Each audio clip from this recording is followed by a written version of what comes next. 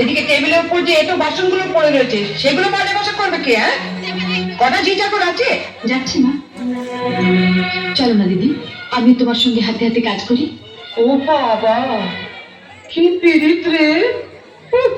দেখবো দেখবো কত কাজ করতে পারো। দেখি তোমার বাবা মা কি গয়না পরিয়ে শ্বশুর বাড়ি পাঠিয়েছে। হ্যাঁ? গলার ওই দুটো সোনার না ইমিটেশন? আমার মা বাবা নেই, ছেলেবেলাতেই মারা গেছেন। আমি মামার কাছে মানুষ। ও, মা বাবাকে খেয়ে বসে আছো? ধন্যি মেয়ে। এখানে এসে আবার তো নতুন করে মা পেলাম।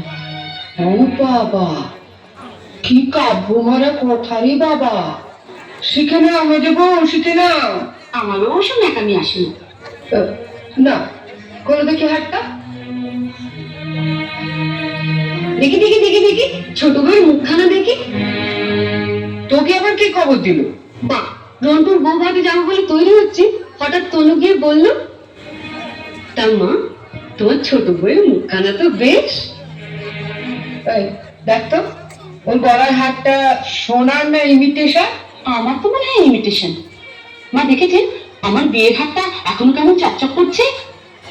এটা তো মনে হচ্ছে না, কেমন যেন মেয়ের মারে। এটা আমার মায়ের গয়না, মা মারা যাবার সময় মামার হাতে দিয়ে গিয়েছিলেন।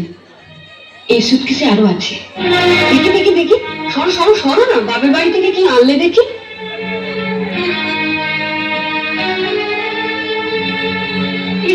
এটি শাড়ি গো, কি মেয়ে!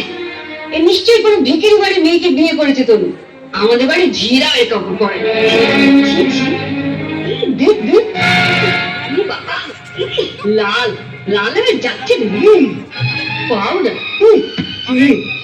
মা মা আমি ঠিক বলছি মা, এ নিশ্চয়ই কোনো বস্তি বাড়ি মেয়ে, বিয়েতে কি এরকম শাড়ি দেয়? দেখ দেখ, বাহ এই শাড়িটা কিন্তু বেশ, তাই না মেজে বৌদি? মোটামুটি। হ্যাঁ মা তোমার দেখো না আমাকে মানিয়েছে, খুব সুন্দর মানিয়েছে, ভালো খুব সুন্দর। আমি শাড়িটা নিয়ে যাচ্ছি, রন্টু বউ ভাতে পরে যাবো।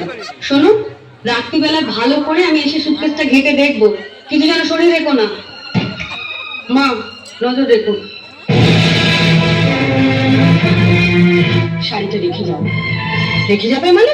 শুনলে না, ও এটা পরে ওর বন্ধুর বউ ভাতে যাবে। বউ ভাতে যাবে? নিজের শাড়ি পরে যাক, বড়লোক বাড়ি বউ বিকিনি মেয়ের শাড়ি ধরে টানাটানি করছে কেন? ও মা, মেয়ের কি চোপা গো, আসতে না আসতে। আমি বলছি শাড়িটা ছাড়ো। না, আপনার মেয়ে না বলছিল আমার মামা যেসব শাড়ি দিয়েছে তা নাকি ওদের বাড়ি ঝিও পড়ে না। তামা আপনি আপনার মেয়ের বিয়েতে এমন একটা শাড়িও দিতে পারেননি যেটা পরে রন্টুর বউ ভাতে যেতে পারে?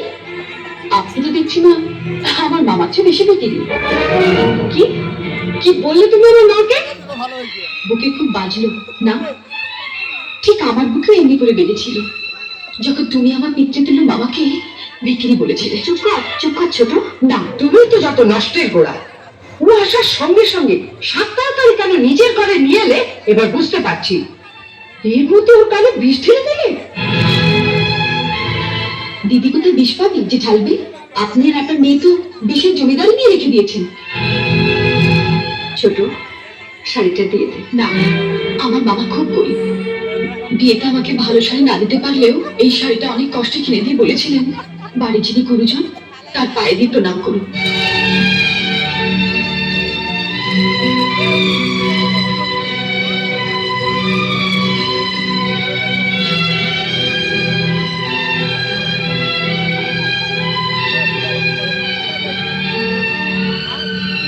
এ কি করলে হতভাগী? মা থাকতে আমাকে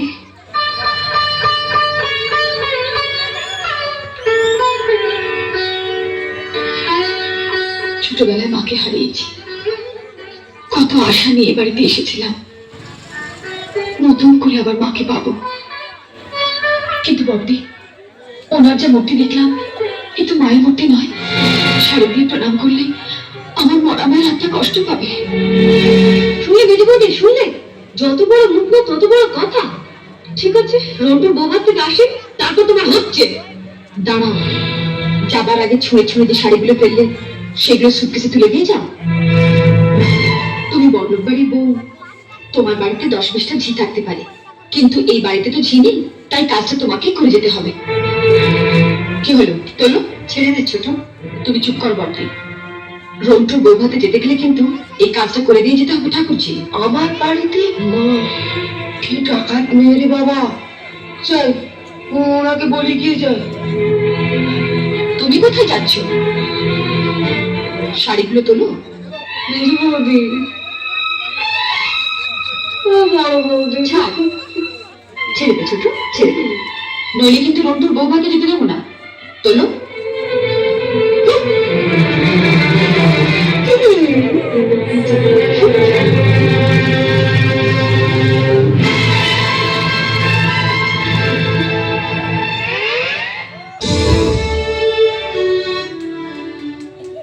হ্যালো, এরপর নৃত্য করতে আসছেন পৌলমী